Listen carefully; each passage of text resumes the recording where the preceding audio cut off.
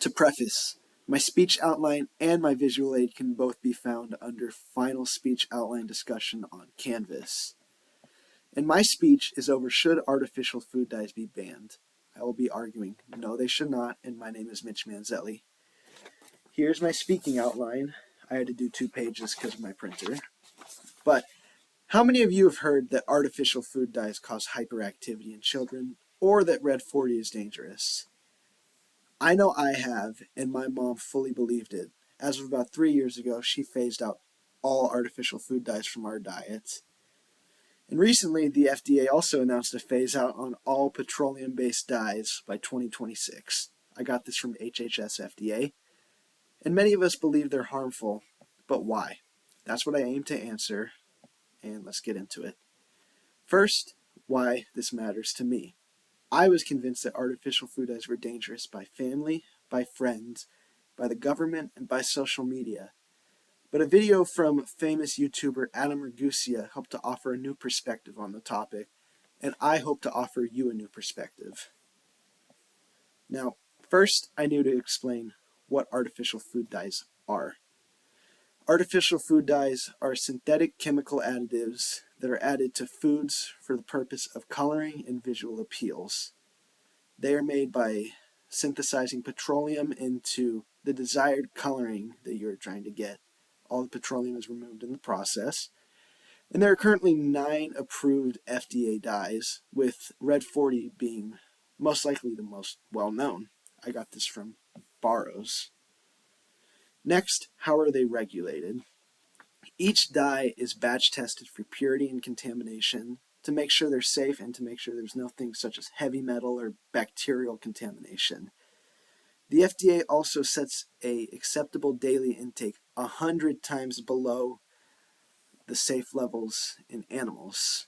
This means that whatever the safe level is for animals, the FDA takes that, slashes it by 100, and that little sliver is what we're allowed for the daily intake of each specific artificial food dye. For example, red 3 was banned because it was found to cause cancer in animals, and the FDA took that as a chance to ban it. This is from Color Additives in Foods. And there are many factors in artificial food dyes that are meant to keep us safe, and this will probably lead you to think, if these dyes are so safe and tested, why is there so much controversy? This leads me to my second point, that their controversy comes from how the evidence is interpreted. A CSPI 2016 meta-analysis found 16 out of the 25 studies they checked over reported behavioral changes from these dyes. I got this from Lefferts. And then a 2022 review of 25 studies found the same thing, of over half citing behavioral changes from these dyes. I got this from Miller. And then the most well-known Southampton study also reported that these dyes can cause behavioral changes. I got this from Stevenson.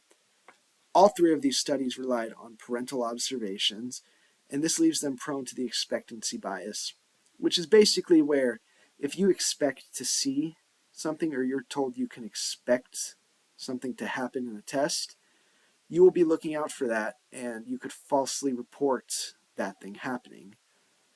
And this brings me to my next point of the CSPI found only 8% of children with ADHD showed sensitivity. This is from that same CSPI 2016 meta-analysis earlier. And this is to show that this is such a small sliver of an already small population. Artificial food dyes are not as dangerous as they're made out to be. And the research backing them, showing their danger, causing all this controversy, that research can be prone to flaws. I believe they're more of a peanut butter allergy per se. That's how we should treat them. Next, natural dyes are not automatically safer. Natural dyes are not batch tested, unlike artificial food dyes. I got that from Color Additives in Foods. And they need to be used in 2 to 3 times the amount to achieve the same effect and color density as artificial food dyes. Natural dye carmine can also trigger reactions in 20% of chronic hive patients, which basically means that all of the behavioral changes that you can get from artificial food dyes, you get skin reactions in people with chronic hives for natural dyes. I got that from Sadowska. So these dyes have higher allergen risks, and they can have higher contamination risks, and they're also being used in higher concentrations, so they can be prone to being more dangerous to the regular consumer. Next are the current regulations.